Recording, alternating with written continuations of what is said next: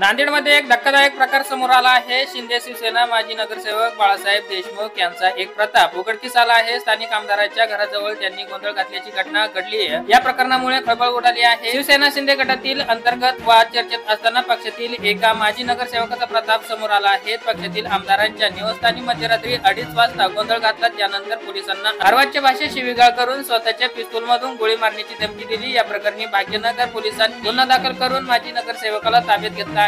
या प्रकरणानंतर खळबळ उडाली आहे। बाळासाहेब देशमुख असं या माजी नगरसेवकाचं नाव आहे। बाळासाहेब देशमुख हे तरोडा भागातील रहिवासी असून शिवसेना शिंदे गटात पदाधिकारी आहेत।